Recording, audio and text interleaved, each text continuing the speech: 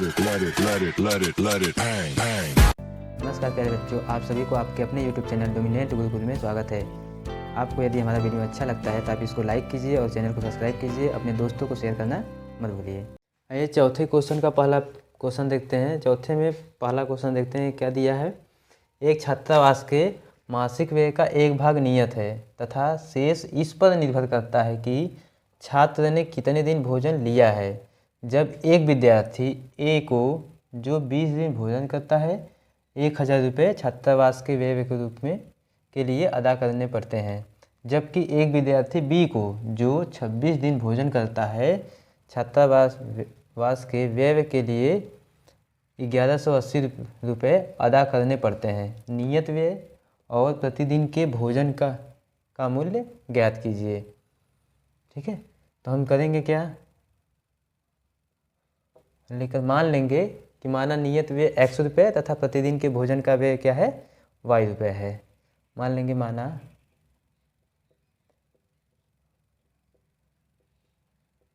नियत व्यय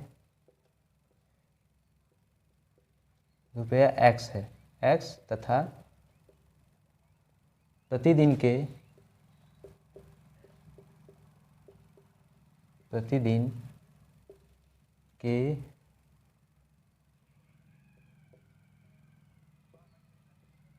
भोजन का मूल्य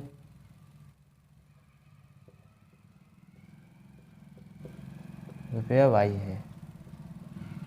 ठीक है, यानी क्वेश्चन में ये कह रहा है किसी एक छात्रावास में अगर रहना है आपको तो पहले एक नियत व्यय देना पड़ेगा, मतलब नियत रुपया देना पड़ेगा रहने के लिए। उसके बाद जितना आप भोजन करेंगे उसका अलग से देना पड़ेगा। तो हम लोग मान लेते हैं कि नियत व्यय कितना है 100 रुपये तथा प्रतिदिन के भोजन का मूल्य कितना है, y रुपया है।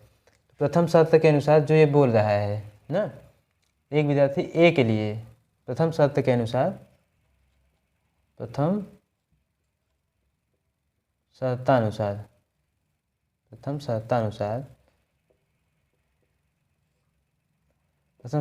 क्या बोल रहा है, विद्यार्थी ए के लिए क्या बोल रहा है, जो 20 दिन भोजन करता है और 1000 रुपये छात्रावास के व्यय के लिए अदा करना पड़ता है उसको। तो कितने दिन भोजन कर रहा है, 20 दिन भोजन कर रहा है। उसमें क्या है x, यानी नियत व्यय है उसके पास, नियत व्यय प्लस में 20 दिन का 20 दिन भोजन का मूल्य है।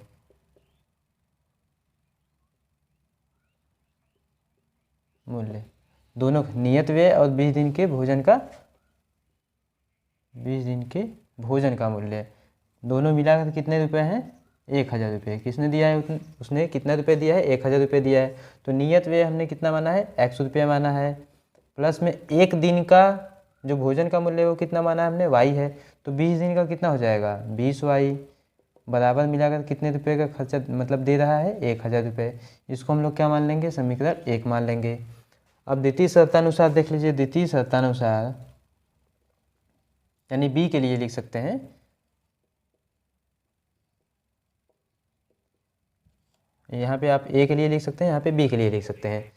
जो बी के लिए बोला है, विद्यार्थी बी जो है वो 26 दिन भोजन करता है, यानी उसमें भी क्या है, नियत व्यय है प्लस में 26 दिन के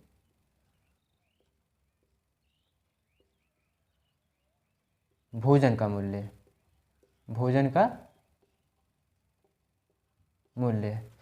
पूरा मिलाकर कितना दिया है उसने, 1180 रुपये दिया है। कितना दिया है, 1180 रुपये। नियत व्यय कितना है, x है, प्लस में एक दिन के भोजन का मूल्य y है, तो 26 दिन का 26y बराबर कितना दिया है, 1180। इसको क्या मान लेते हैं हम लोग, 2 मान लेते हैं। ठीक है, इसको क्या मान लिया हमने, 2 मान लिया। अब करेंगे क्या, समीकरण 2 से समीकरण 1 को घटा दीजिए। समीकरण 2 में से समीकरण 1 को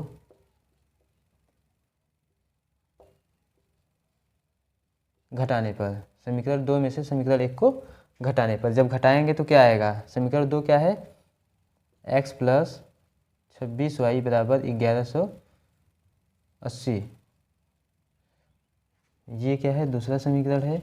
पहला समीकरण क्या है, x प्लस 20y बराबर 1000। ये क्या है, पहला है। जब घटाएंगे तो क्या होगा, ये माइनस हो जाएगा, ये प्लस है तो ये भी माइनस, ये प्लस है तो ये भी माइनस। एक्स से एक्स खत्म हो जाएगा, यहाँ से क्या बचेगा, 26 में से 20 जाएगा, कितना बचेगा, 6y बचेगा। बराबर में क्या बचेगा, 1180 में से 1000 घटाएंगे, कितना बचेगा, 180। कितना बचेगा, 180। यानी 6y बराबर कितना बचा, 180। तो यानी y बराबर क्या आ गया आपका, 36 का 18 यानी 30। y का मान कितना आ गया, 30 आ गया। अब y का मान किसी भी समीकरण में रख लीजिए। y का मान समीकरण 1 में रखने पर y का मान समीकरण 1 में रखने पर समीकरण 1 हमारा क्या है, x प्लस 20y बराबर 1000। ठीक है, y का मान रख दीजिए, यानी x प्लस 20 गुणे 30 बराबर 1000। यानी x बराबर 1000 बीते 60 गुणा करेंगे 600 आएगा, 600 को उस बार ले जाएंगे, क्या आ जाएगा, -600। यानी x बराबर क्या आ जाएगा, 1000 में से 600 घटाएंगे 400 बचेगा। क्या बचेगा, 400। यानी हमारा y का मान कितना आ गया, 30 आ गया, और x का मान कितना आ गया, 400 आ गया। तो हम लिख देंगे नियत व्यय क्या कितना है, नियत व्यय हम लोग कितना माने हैं, 100 रुपया। कितना माने हैं, 100 रुपया, जो कि कितना है, 400 रुपये है। ठीक है, और प्रतिदिन भोजन का व्यय कितना है, प्रतिदिन भोजन का व्यय, भोजन का व्यय कितना माने हम लोग, y रुपये माने हैं। y का मान कितना आया है, 30, यानी कितना है, 30 रुपये। ठीक है, ये हमारा आंसर हो जाएगा। उम्मीद करता हूँ आप लोगों को समझ में आया होगा। क्वेश्चन देखते हैं, दूसरा क्वेश्चन, चौथा का दूसरा। एक भिन्न 1/3 हो जाती है जब उसके अंश से 1 घटाया जाता है, और वह 1/4 हो जाती है जब हर में 8 जोड़ दिया जाता है। वह भिन्न ज्ञात कीजिए। ठीक है, तो हम लोग क्या करेंगे, मान लेंगे,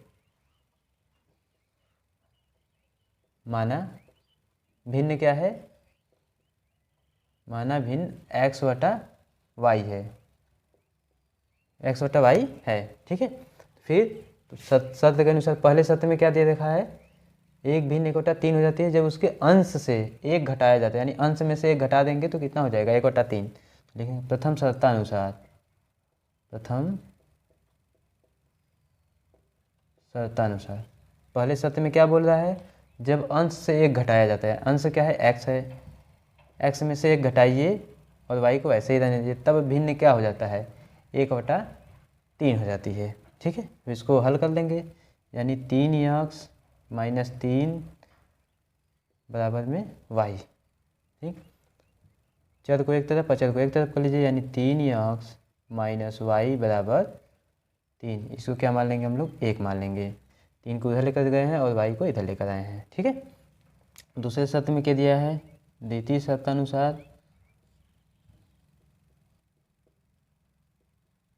द्वितीय शर्तानुसार क्या दे रखा है कि वह 1/4 हो जाती है जब हर में 8 जोड़ दिया जाता है। ठीक है, तो हर में क्या करना है, हमें 8 जोड़ देना है, यानी y + 8 बराबर क्या हो जा रहा है, वो 1/4 हो जा रहा है, 1/4। तीसरा गुणा कर लीजिए, तो 4x बराबर y + 8, y को इधर लेते आइए, यानी 4x - y बराबर 8। इसको क्या मान लेंगे हम लोग, 2 मान लेंगे। अब देखिए y यहाँ भी है, y यहाँ भी है, तो दूसरे में से पहले को घटा दीजिए। लिख लेते हैं, समीकरण 2 में से, समीकरण 2 में से समीकरण 1 को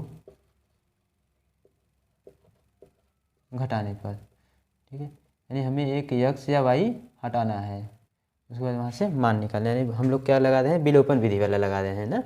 समीकरण 2 लिखे, क्या लिखा है, 4x - y बराबर 8। ये क्या है, समीकरण 2 है। 3 पहला क्या है 3x माइनस वाई बराबर कितना है 3 है। ये क्या है पहला है। तो हमने क्या किया है घटा रहे हैं, हमको घटाना है, घटा दीजिए। ये माइनस हो जाएगा, ये प्लस है तो ये माइनस हो जाएगा, ये माइनस है तो ये प्लस हो जाएगा, ये प्लस है तो ये माइनस हो जाएगा। ये माइनस वाई और ये प्लस वाई ये ख़त्म हो जाएंगे। 4 में से 3 जाएगा, कितना बचेगा, केवल एक एक्स बचेगा बराबर 8 में से 3 जाएगा, कितना बचेगा 5। यानी एक्स का मान कितना आ गया 5 आ गया। अब एक्स का मान समीकरण 1 में रख दीजिए या 2 में रख दीजिए। रख देते हैं एक्स का मान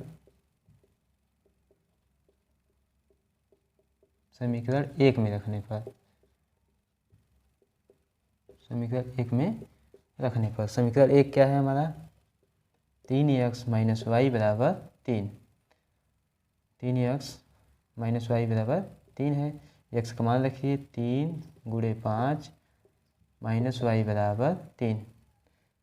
3 पचे 15 माइनस वाई बराबर 3। वाई को उधर लेते जाइए, 3 को इधर लेते चले जाइए। 15 माइनस 3 बराबर वाई, यानी वाई बराबर क्या आ जाएगा 15 में से 3 जाएगा, कितना बचेगा 12। ठीक है, यानी एक्स का मान कितना आ गया 5, वाई का मान कितना आ गया 12 आ गया। तो लिख देंगे अतः भिन्न, अतः भिन्न क्या है एक्स बटा वाई बराबर क्या है, एक्स का मान 5, वाई का मान 12। ये हमारा क्या है आंसर, यानी भिन्न क्या हुआ 5/12। देखिए चौथा का तीसरा क्वेश्चन है, यश ने एक टेस्ट में 40 अंक अर्जित किए हैं। जब उसे प्रत्येक सही उत्तर पर 3 अंक मिले तथा अशुद्ध उत्तर पर 1 अंक की कटौती की गई। यदि उसे सही उत्तर पर 4 अंक मिलते तथा अशुद्ध उत्तर पर 2 अंक कटते तो यश 50 अंक अर्जित करता। टेस्ट में कितने प्रश्न थे, हमें बताना है टेस्ट में कितने प्रश्न थे। ठीक है, तो हम लोग मान लेंगे कि यश ने क्या किया था, यक्स उत्तर का सही जवाब दिया था और वाई उत्तर का क्या दिया था गलत जवाब दिया था। ठीक है, यानी एक्स प्रश्न का सही उत्तर दिया था और वाई प्रश्न का क्या दिया था गलत उत्तर दिया था। बाद में यक्स और वाई का मान निकाल देंगे तो यक्स प्लस वाई क्या हो जाएगा कुल प्रश्न हो जाएंगे। मान लेते हैं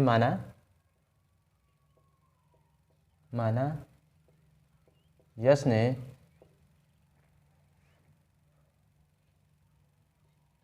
यक्स प्रश्न का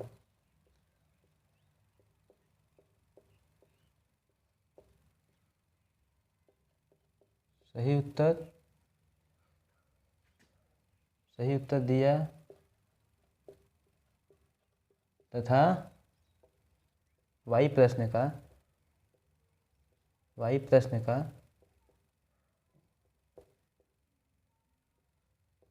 गलत उत्तर दिया। ठीक है, प्रथम शर्तानुसार पहले शर्त के अनुसार मान लेते हैं प्रथम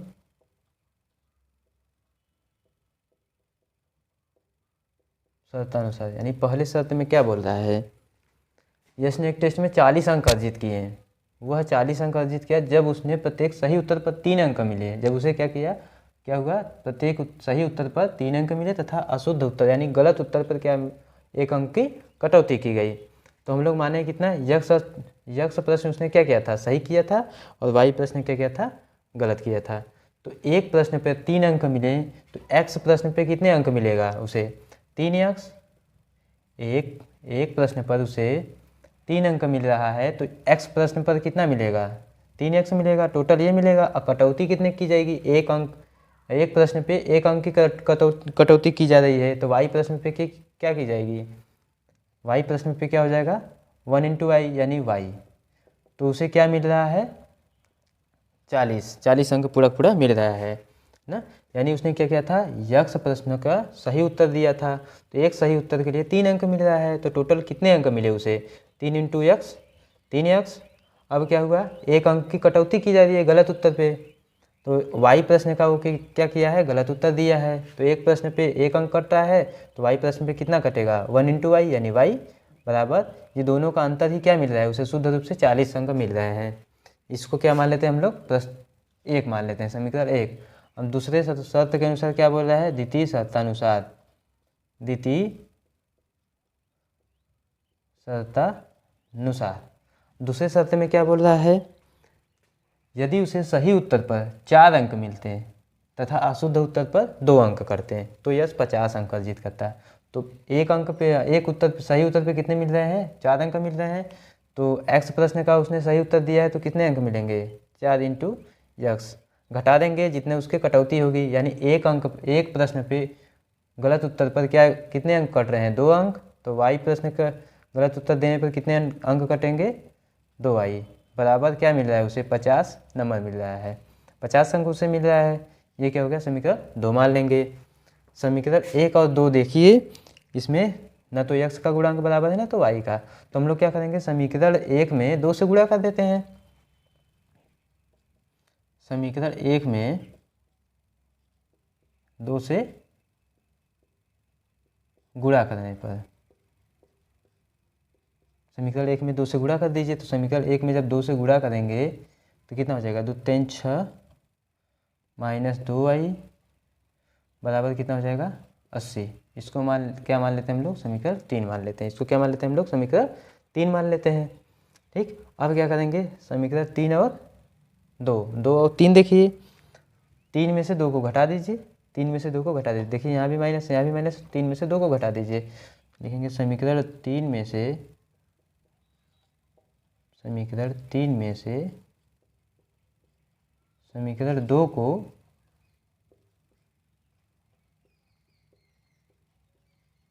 घटाने पर समीकरण 3 हमारा क्या है, 6x माइनस 2i बराबर 80। ये हमारा समीकरण 3 है। समीकरण 2 कितना है, 4x माइनस 2i बराबर 50, घटा दीजिए, ये माइनस हो जाएगा, ये क्या है प्लस हो जाएगा, ये क्या है माइनस हो जाएगा, माइनस 2i प्लस 2i, ये कट जाएगा पूरा पूरा। यहाँ से कितना होगा, 6 में से 4 जाएगा, कितना बचेगा, 2x बचेगा। यहाँ से क्या है, 80 में से 50 जाएगा, कितना बचेगा, 30 बचेगा, यानी यक्स बराबर क्या आ जाएगा, भाग दे देंगे, यानी 15। यक्स का मान कितना आ गया, 15। अब यक्स का मान किसी भी समीकरण में रख लीजिए, यक्स का मान किसी भी समीकरण में रख लीजिए। यक्स का मान समीकरण 1 में रखने पर, समीकरण 1 में रखिए, समीकरण 1 आपका क्या है, 3x माइनस वाई बराबर 40। तो यक्स का मान कितना है, 15, 3 गुणे 15 माइनस वाई बराबर 40। ठीक है, 15 या 45 माइनस वाई बराबर 40, वाई को उस बगल पे दीजिए, 40 को इस बगल पे दीजिए, कितना आ जाएगा, 45 माइनस 40 बराबर वाई, यानी वाई बराबर क्या आ जाएगा, 5, वाई बराबर क्या आ जाएगा, 5 आ जाएगा। यक्स का मान कितना आ गया, 15, और वाई का मान कितना आ गया, 5 आ गया। ठीक है, तो यश ने क्या किया, 15 प्रश्नों का सही उत्तर दिया और 5 प्रश्न का क्या किया, गलत उत्तर दिया। तो पूछा क्या है, टेस्ट में कितने प्रश्न थे, तो कुल प्रश्नों की संख्या, कुल प्रश्नों की संख्या, तो उसने यक्स प्रश्न का सही दिया है, वाई का गलत आंसर दिया है, तो कुल प्रश्न कितने हो जाएंगे, यक्स प्लस वाई, प्रश्न कुल कितने हो जाएंगे, यक्स प्लस वाई। कुल प्रश्नों की संख्या पूछा है यहाँ पे, टेस्ट में कितने प्रश्न थे, तो टेस्ट में कुल प्रश्न कितने होंगे, यक्स प्लस वाई। यक्स का मान कितना है, 15 है, वाई का मान कितना है, 5 है, यानी 20। कुल प्रश्नों की संख्या क्या आ जाएगी, 20 आ जाएगी, यानी कुल प्रश्न कितने हुए, 20 हुए। यही हमारा क्या हो जाएगा आंसर। ठीक है, देखिए चौथा का चौथा देखते हैं। एक राजमार्ग पर 2 स्थान ए और बी 100 किमी की दूरी पर हैं। एक कार ए से तथा दूसरी कार बी से एक ही समय चलना प्रारंभ करती है। यदि ये कारें भिन्न भिन्न चालों से एक ही दिशा में चलती हैं तो वे 5 घंटे पश्चात मिलती हैं। यानी जब एक ही दिशा में चलेंगी तो कितने घंटे पश्चात मिलेंगी, 5 घंटा बाद। यदि वे विपरीत दिशा में चलती हैं तो 1 घंटे के पश्चात मिलती हैं। दोनों कारों की चाल ज्ञात कीजिए। तो हम यहाँ पे मान लेंगे, माना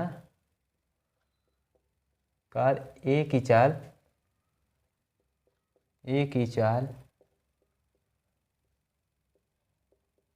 x किमी प्रति घंटा तथा कार बी की चाल y किमी प्रति घंटा है। ठीक है, ए की चाल कितनी है, x किमी प्रति घंटा, और बी की चाल कितनी है, y किमी प्रति घंटा। दिया है दो बिंदु है ए और बी। क्या है, ए और बी दो बिंदु हैं। ये ए बिंदु है, ये बी बिंदु है। दोनों के बीच की दूरी कितनी है, 100 किलोमीटर दिया है। तो एक कार है ए, मतलब ए से चलना चालू करती है। ये कार नहीं दिया है, स्थान दिया है ए ना। माना कार पहली कार की चाल लिख लीजिए। माना पहली कार की चाल x किमी प्रति घंटा तथा दूसरी कार की चाल y किमी प्रति घंटा। जो कार यहाँ से यानी ए से चलती है वो पहली है, जो बी से चलती है उसको हमने माना है दूसरी है।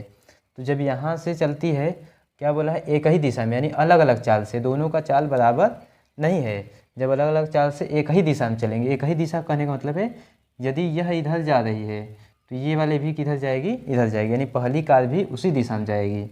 ठीक है, और फिर क्या बोला है, तब वो क्या करती हैं, 5 घंटे पश्चात मिलती हैं। तो 5 घंटे बाद मिलेंगी। देखिए 100 किलोमीटर है यहाँ से यहाँ तक ना।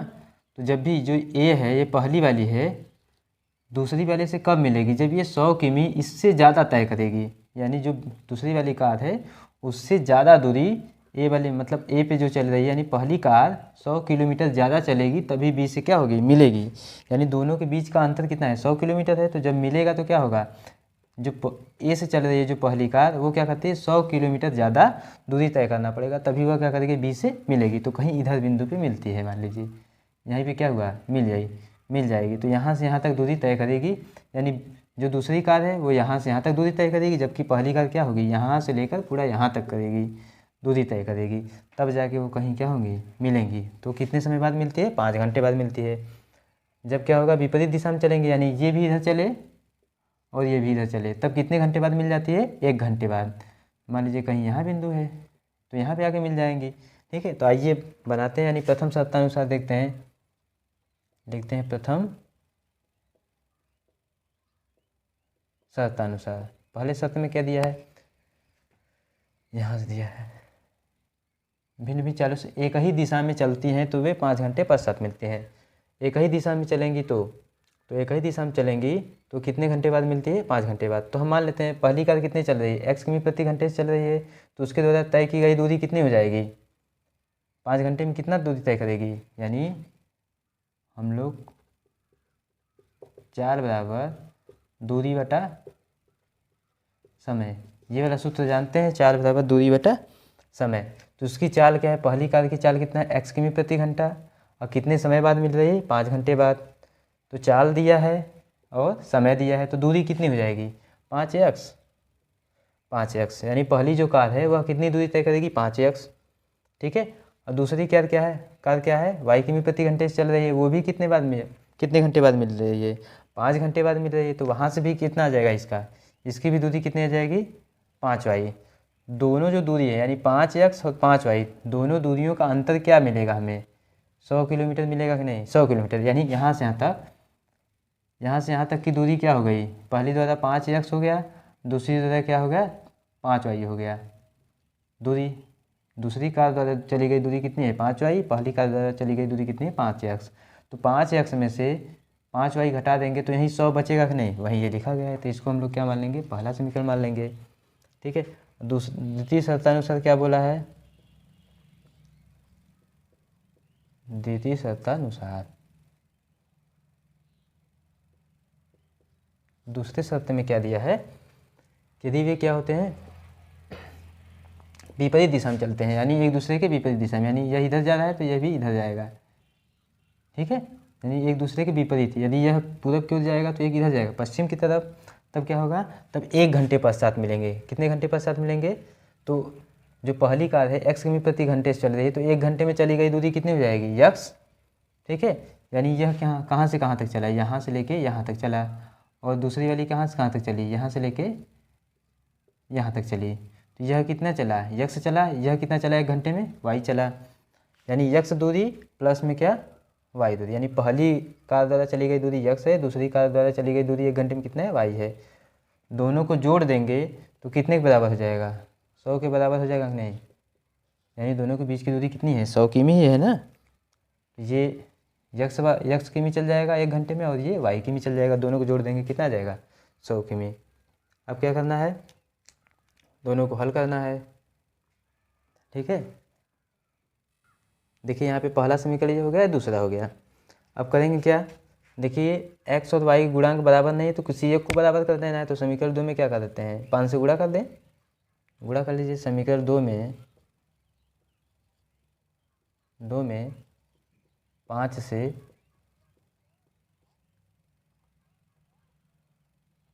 गुणा करने पर तो समीकरण 2 में जब 5 से गुणा करेंगे क्या आ जाएगा, यहाँ पे गुणे 5 लिख दीजिए। 5x प्लस 5y बराबर 500 कितना आ जाएगा, 500। इसको क्या हमने मान लिया, 3 समीकरण मान लिया। अब समीकरण 3 में से मतलब समीकरण 3 को समीकरण 1 से जोड़ दीजिए, जोड़ देंगे। ठीक है, समीकरण 1 व समीकरण 3 को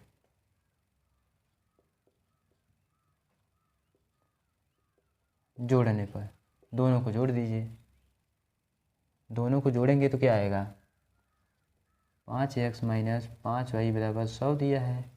ये क्या है, 5x प्लस 5y बराबर 500। दोनों को जोड़िए, देखिए ये माइनस से प्लस 5y कट जाएगा पूरा पूरा। ये कितना हो जाएगा, 5 5 10 हो जाएगा। यानी 10x बराबर 600।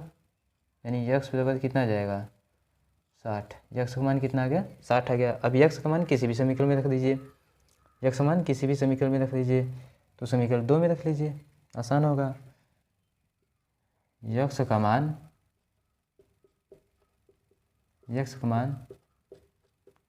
समीकरण 2 में रखने पर जब यक्स का मान समीकरण 2 में रखने तो समीकरण 2 क्या है, यक्स प्लस वाई बराबर 100। तो यक्स का मान रख दीजिए, यहाँ से क्या होगा 60 प्लस वाई बराबर 100। यानी वाई बराबर कितना जाएगा, 100 माइनस 60, यानी वाई बराबर 40। यक्स का मान कितना आ गया, 60 आ गया। वाई का मान कितना आ गया, 40 आ गया। यानी पहली कार की चाल कितने है, लिख देंगे। अतः पहली कार की चाल x किमी प्रति घंटा यानी 60 किमी प्रति घंटा, और दूसरी कार की चाल कितने हो जाएगी, दूसरी कार की चाल कितना माने हैं, y किमी प्रति घंटा। यानी कितना आया है हमारा y का मान, 40 किमी प्रति घंटा। ये हमारी चाल हो जाएगी। यानी पहली कार की चाल 60 किमी प्रति घंटा, दूसरी की 40 किमी प्रति घंटा। ठीक है, देखिए अगला क्वेश्चन देखते हैं, चौथा का 5वां दिया है। एक आयत का क्षेत्रफल 9 वर्ग इकाई कम हो जाता है यदि उसकी लंबाई 5 इकाई कम कर दी जाए और चौड़ाई 3 इकाई बढ़ा दी जाती है। यदि हम लंबाई को 3 इकाई और चौड़ाई को 2 इकाई बढ़ा दें तो क्षेत्रफल 67 वर्ग इकाई बढ़ जाता है। आयत की विमाएँ ज्ञात कीजिए। तो हम लोग मान लेंगे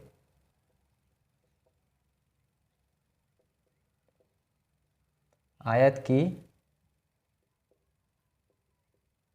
लंबाई L तथा चौड़ाई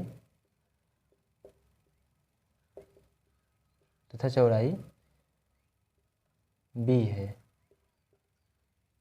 आयत की लंबाई कितनी है, L है, और चौड़ाई कितनी है, B है। तब क्या दिया है, यदि उसकी लंबाई 5 इकाई कम कर दी जाए, लंबाई क्या कर दी जाए, 5 इकाई कम कर दी जाए और चौड़ाई 3 इकाई बढ़ा दी जाती है, तब क्षेत्रफल क्या होता है, 9 वर्ग इकाई कम हो जाती है। तो लिखते हैं प्रथम शर्तानुसार, लिख लीजिए प्रथम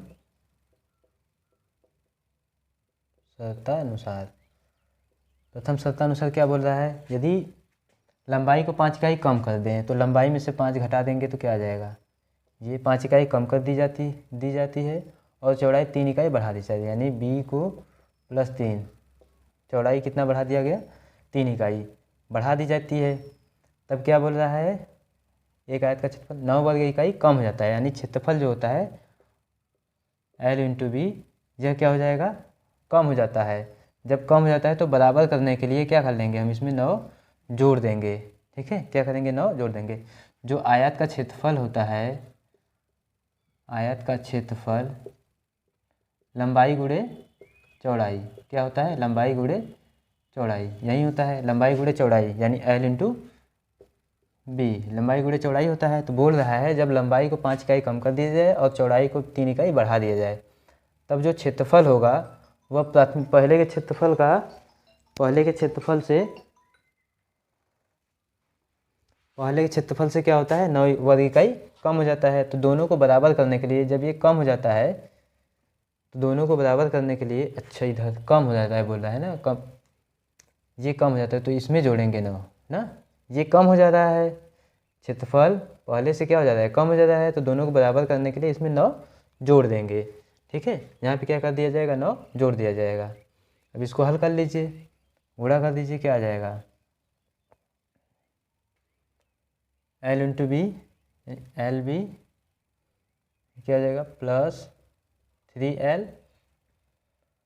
+3, -5 का गुणा कर दीजिए, -5B -5B -5×15 बराबर +9 बराबर एल बी समाप्त हो जाएगा, यानी घट जाएगा। तो कितना बचेगा, 3L -5B -15 में से 9, -15 और +9 घट जाएगा तो कितना बचेगा, -6 बराबर 0, यानी लिख सकते हैं 3L -5B बराबर 6। इसको हम लोग क्या मान लें, पहला समीकरण मान लें, इसको क्या मान लें, एक समीकरण। ठीक है, अब दूसरा, द्वितीय शर्तानुसार क्या बोल रहा है, द्वितीय शर्तानुसार, दूसरे शर्त के अनुसार क्या बोल रहा है, यदि हम लंबाई को 3 इकाई और चौड़ाई को 2 इकाई बढ़ा दें, लंबाई को क्या कर देते हैं 3 इकाई, तो लंबाई क्या हो जाएगा, L +3 हो जाएगा, और चौड़ाई कितना कर देते हैं, 2 इकाई बढ़ा दे रहे हैं, तो B भी 2 बढ़ा दीजिए। तब इनका जो क्षेत्रफल होगा बोल रहा है, तो क्षेत्रफल 67 वर्ग इकाई बढ़ जाती है। अभी क्या होगा, लंबाई इंटू चौड़ाई हो गया, तो जो ये क्षेत्रफल है वह कितना बढ़ जाता है, 67 वर्ग इकाई बढ़ जाता है, यानी पहले का 67 वर्ग इकाई बढ़ जाता है, तो ये ज़्यादा है 67 वर्ग इकाई। तो बराबर करने के लिए इसमें क्या कर देंगे, 67 जोड़ देंगे, यानी इसमें से या तो 67 घटा दीजिए या इसमें 67 जोड़ दीजिए, दोनों क्या हो जाएगा, बराबर हो जाएगा। यह 67 वर्ग इकाई ज़्यादा हो जाती है, तो बराबर करने के लिए दोनों को इसमें 67 जोड़ दीजिए या इसमें से 67 घटा दीजिए। हल कर लीजिए, क्या आ जाएगा, L इंटू बी, एल का गुणा करेंगे एल बी, फिर L का 2 में करेंगे तो प्लस में 2L, अब 3 का करेंगे तो प्लस में 3B, 3 दूना 6 बराबर LB प्लस में 67, LB यहाँ भी समाप्त हो जाएगा। ठीक है, क्या बचेगा, 2L + 3B बराबर 67, माइनस कितना हो जाएगा 6, यानी 2L + 3B बराबर 67 में से एक जगह कितना बचेगा, 67 में से 6 जाएगा, कितना बचेगा 61। ये क्या हो गया, हमारा दूसरा समीकरण हो गया। पहला समीकरण ये हो गया, दूसरा समीकरण ये हो गया। अब किसी एक को बराबर कर लीजिए, किसी एक को क्या कर लीजिए, बराबर कर लीजिए। जब बराबर करेंगे, किसी एक को बराबर करना है, यल को बराबर कर लीजिए। यहाँ क्या है, 3L है, यहाँ क्या है 2L है। ठीक है, यहाँ 3L है, यहाँ 2L है। तो हम समीकरण 2 में कितने, एक में कितने से गुणा कर दें, 2 से गुणा कर दें, 2 में कितने से कर दें, 3 से, यानी इसका गुणा किसके पास, इसका गुणा किसके पास, लिख लीजिए। समीकरण एक में 2 से गुणा करने पर, 2 से, वह समीकरण 2 में, समीकरण 2 में 3 से गुणा करने पर, जब समीकरण 1 में 2 से गुणा करेंगे, समीकरण 1 में 2 से गुणा करेंगे तो 2 से गुणा करेंगे कितना आ जाएगा, 2 3 6 यार माइनस 2 5 10 भी बराबर में क्या आ जाएगा, 2 छक्के 12। इसको हम लोग क्या मान रहे हैं, समीकरण 3। ठीक है, अब समीकरण 2 में 3 से गुणा करिए, समीकरण 2 में 3 से गुणा करेंगे कितना आ जाएगा, 6 यार प्लस में 3 तिरिक के 9 भी बराबर 3 से गुणा करेंगे तो 3 एकम 3 3 छक 18। ठीक है ना। अब क्या करेंगे, इसको क्या मान लेंगे, 4। क्या मान लेंगे, 4। तो इसमें से क्या कर लीजिए, घटा दीजिए दोनों समीकरण को, समीकरण 3 व 4 को घटाने पर, समीकरण 3 में से 4 को घटाने पर यहीं पे घटा लेते हैं। समीकरण 3 में से समीकरण 4 को घटाने पर यहीं पे लिख देते हैं, घटा लीजिए। घटाएंगे तो ये क्या है, प्लस है तो ये माइनस हो जाएगा, ये प्लस है तो ये माइनस हो जाएगा, ये प्लस है तो ये माइनस हो जाएगा। 6 कट जाएगा, माइनस 10 भी माइनस 9 भी क्या हो जाएगा, माइनस 19 भी क्या हो जाएगा, माइनस 19 बी। ठीक है, बराबर माइनस 183 है, 12 है। जब घटाएंगे क्या बचेगा, 1 7 1 यानी माइनस 171। जब काटेंगे क्या होगा, माइनस माइनस से ख़त्म हो जाएगा, यानी b बराबर क्या आ जाएगा, 19 से भाग देंगे कितनी बार में जाएगा, 9 बार में जाएगा। कितनी बार में जाएगा, 9 बार में, यानी b का मान कितना आ गया, 9 आ गया। अब कहीं से भी आप क्या निकाल लीजिए, यल का मान निकाल लीजिए। तो समीकरण 1 में b का मान रख दीजिए, समीकरण 1 में b का मान रखने पर, समीकरण 1 में b का मान रख दीजिए। समीकरण 1 कितना है, 3l माइनस 5b बराबर 6। b का मान कितना है, 9, 5 गुणे 9 बराबर 6।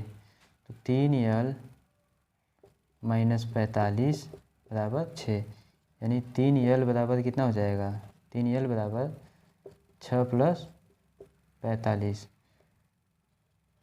3l बराबर 45 में 6 जोड़ेंगे कितना आएगा, 51। यानी l बराबर क्या हो जाएगा, 3 से भाग दीजिए, 3 एकम 3 3 सत्ते 21, यानी l का मान कितना हो गया, 17। यानी हमारी चौड़ाई क्या हो जाएगी, अतः आयत की लंबाई l माने है, l इकाई माने है ना, l इकाई, तो इकाई लगा देंगे। तो l का मान कितना है, 17। इकाई आपका जो भी रहेगा, चाहे मीटर हो सेंटीमीटर हो, वो लगा देते हैं। और चौड़ाई कितनी हो जाएगी, आयत की चौड़ाई, आयत की चौड़ाई जो हम कितना माने हैं, b का मान कितना है, 9 इकाई। ठीक है, यहाँ इकाई लिख दीजिएगा, l इकाई और b इकाई। ठीक है, इकाई का मतलब मात्रक है उसका, इकाई मतलब मीटर ले सकते हैं, सेंटीमीटर, जो भी दिया होगा क्वेश्चन में रहेगा। वो इकाई लिखा है तो वो इकाई यूनिट होता है उसका, इकाई।